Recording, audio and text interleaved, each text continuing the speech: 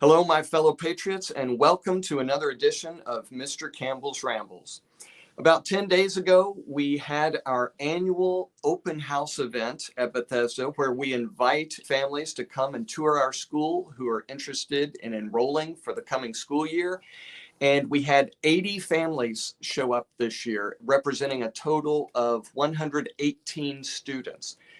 And that is fantastic. To put that in perspective, my first year here when we did an open house event, which was February of 21, we had 25 families show up, and we were ecstatic about that because no one could remember a time when that many families had shown up for an open house event like this. So we did it the following year, and 50 families showed up. And the next year, 80 families showed up. And the next year, 100 families showed up. And then this year, 80 families. I'm very thankful for the strong and continued interest that families are showing in Bethesda.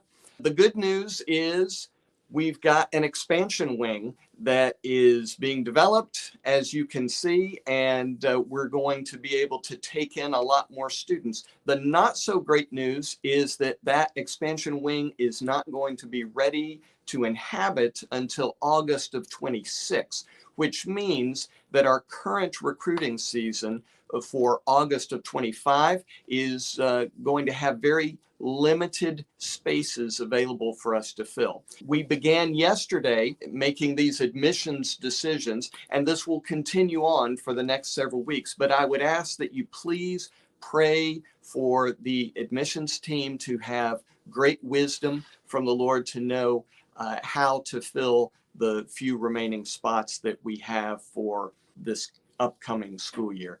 Again, the good news is, though, that we will be able to have more a year from now. You can see that the outer skin of the building is going up, and we can finally get an idea of what the finished product is going to look like, and it's going up on schedule. And so that's a lot of things to be thankful for.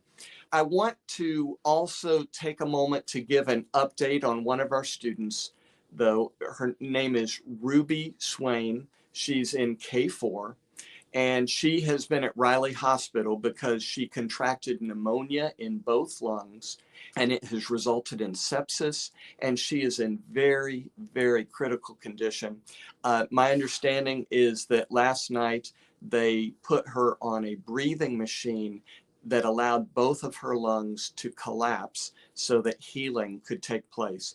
She is very much in the Lord's hands right now. We're always in the Lord's hands, but this little girl is very much dependent on the Lord to care for her at this critical time in her life. And I'm asking you to please pray for her, that the Lord would do a healing miracle and restore her to full health. I ask that you pray for her family to continue to have the peace that the Lord has given them during this very trying circumstance, and to pray that the doctors will have great wisdom and a real caring spirit as they continue to work with her to nurse her back to health. Thank you for joining me in prayer for her, and may He always be at the center of Bethesda.